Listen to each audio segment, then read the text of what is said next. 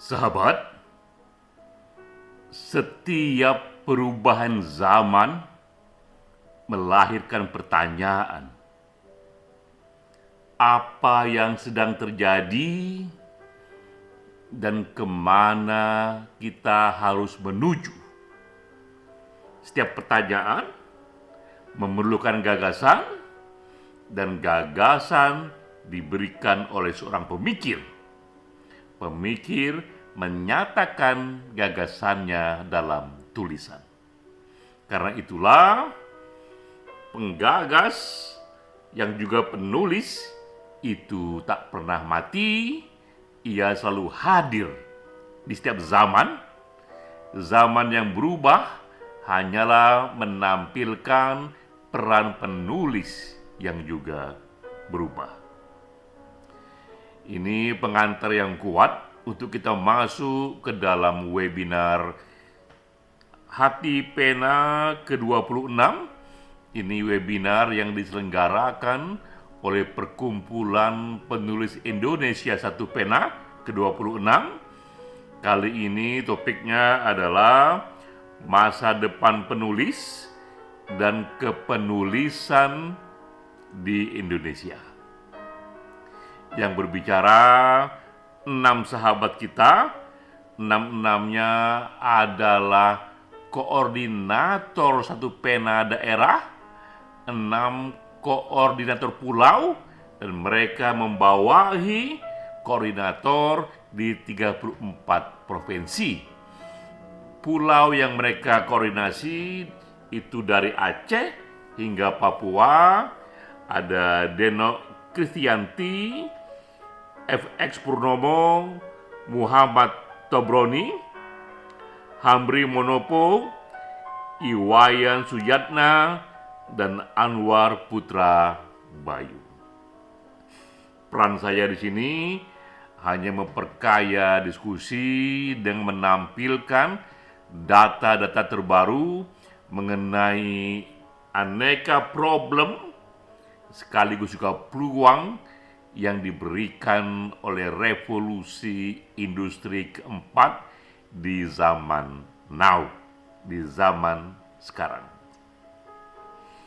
Saya mulai dulu dengan sebuah ironi yang juga menjadi problem, bahwa kita sekarang ini sampai di zaman yang tak pernah sebesar ini.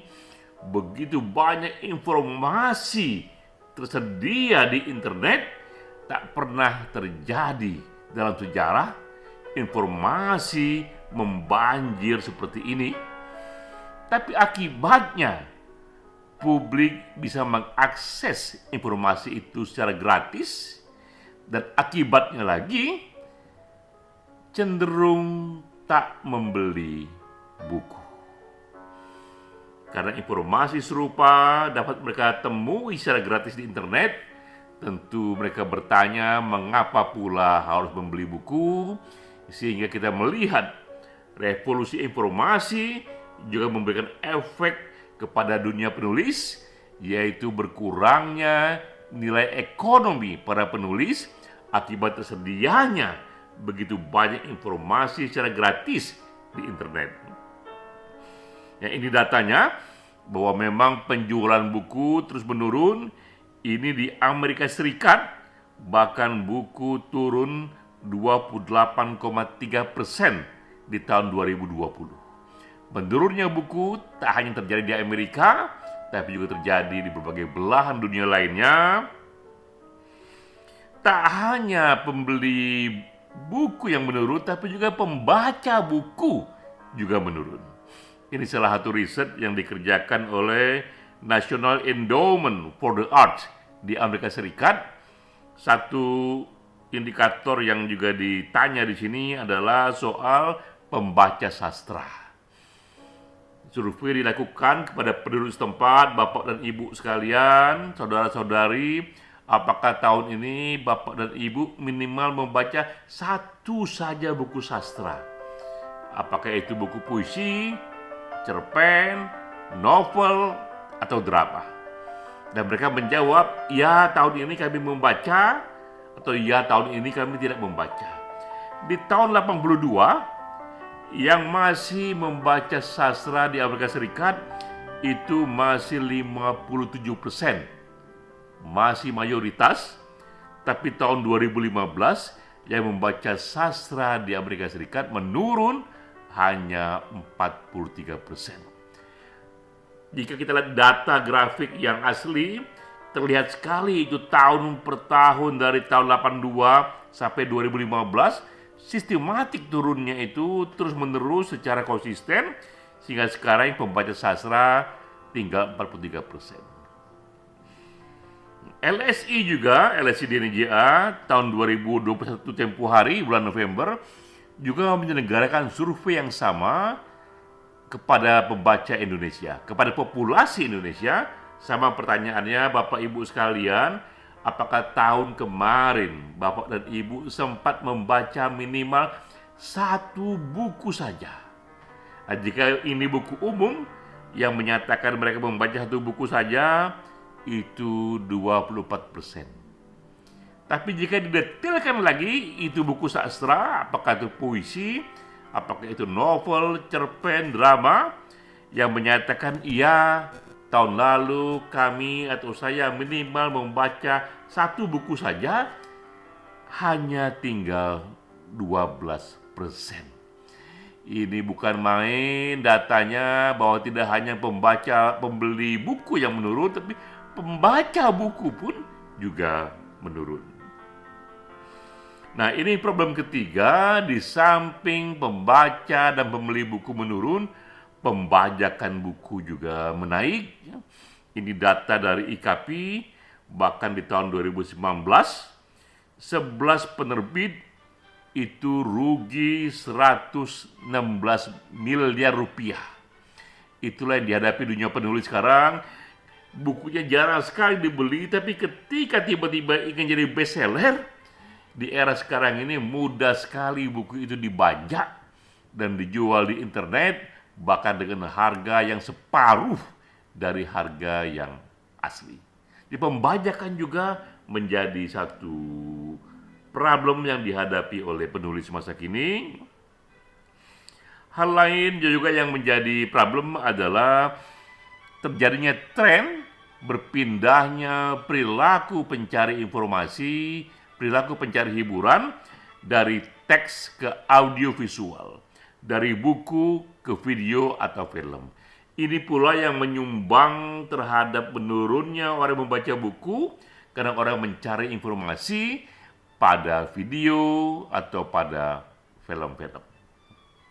Jika ada pilihan informasi yang sama tersaji di satu buku dan informasi yang sama tersaji dalam bentuk video atau visual, maka publik cenderung memilih informasi dalam bentuk audio visual.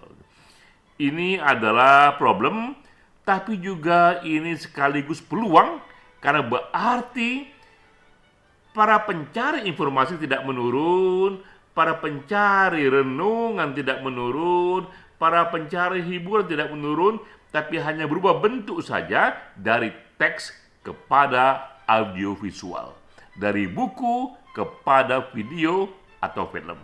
Nah, ini datanya, contohnya bahwa memang mereka yang suka menonton video dan film bertambah. Salah satunya ditunjukkan indikator pelanggan Netflix. Netflix ini adalah pemberi layanan streaming film. Betapa ketika pembaca buku menurun, pembeli buku menurun, ini yang berlangganan Netflix naik secara drastis. Tahun 2007 hanya 7,5 juta pelanggan Netflix, tapi 2016 ia menaik 93 juta pelanggan. Dalam waktu hanya 6 tahun, 9 tahun ya, Netflix itu menaik 8 kali lipat, 7 sampai 8 kali lipat pelanggannya itu. Jadi kita lihat di sini ada tren yang sebaliknya yang memberikan peluang bahwa memang film, memang informasi dalam bentuk video itu lebih dicari. Dan sekarang kita lihat tidak hanya Netflix, tapi juga para kompetitornya pun muncul dan digemari. Di samping ada Netflix, sesama streaming film muncul lagi sekarang ini Amazon Prime, Disney Plus, Apple TV, sehingga HBO Max. Ini pun membuka peluang bahwa ternyata ada satu profesi penulis yang sangat terbuka sekali peluangnya, terutama mereka yang menulis skenario. Dari buku biasa berubah menjadi skenario untuk video atau untuk film. Dan ini juga satu riset yang menunjukkan bahwa di era sekarang ini, karena penulis umumnya, jadi ini kategori umum bahwa penulis umumnya sekarang ini sulit untuk hidup hanya dari menulis saja. Ini ada riset yang menyatakan umumnya penulis juga melakukan pekerjaan tambahan lainnya. Mereka menjadi reporter, menjadi kolumnis, atau juga menjadi social media manager, menjadi communication specialist, atau advertising manager. Pekerjaan tambahan penulis akibat situasi di mana hanya dari menulis saja tak lagi cukup. Juga ada di sini pekerjaan sebagai copywriter, juga menjadi seorang dosen dan profesor. Ini situasi penulis pada umumnya.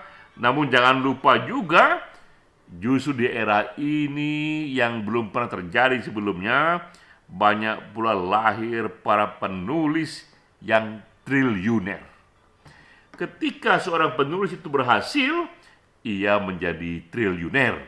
Jadi tidak hanya revolusi industri memberikan problem kepada penulis, tapi juga peluang yang besar kepada penulis yang berhasil, terutama yang terkoneksi kepada industri, kepada bioskop, kepada TV, juga kepada layanan streaming seperti Netflix dan lainnya.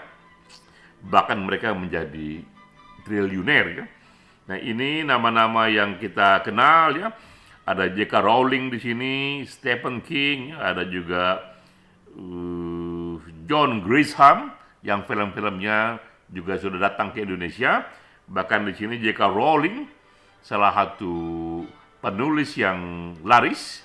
Harry Potter bukunya menjadi film berkali-kali. Itu juga kekayaannya sekitar 14 triliun rupiah.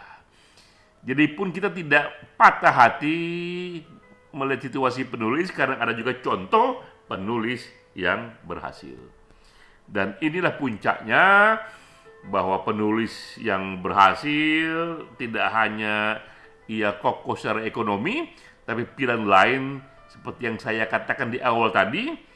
Pada puncaknya seorang penulis adalah pemberi narasi dan arah zamannya. Setiap zaman memerlukan arah. Setiap zaman melahirkan pertanyaan baru karena situasi berubah, dan datanglah itu seorang pemikir, dan seorang pemikir pada dasarnya juga adalah seorang penulis. Bung Karno juga seorang penulis, Mahatma Gandhi juga seorang penulis, dan juga para pemikir agama yang terus menyampaikan mulai dari agama Buddha, Kristen, Islam, mereka juga adalah seorang penulis. Jadi sahabat, terbuka luas sekali peran sebagai penulis. Benar adanya bahwa era industri informasi memberikan banyak sekali hambatan dan problema karena berkurangnya nilai ekonomi dari tulisan. Tapi benar pula kiranya di zaman yang sama peluang itu terbuka bagi seorang penulis untuk secara maksimal ia memberikan narasi bagi zamannya. Salam.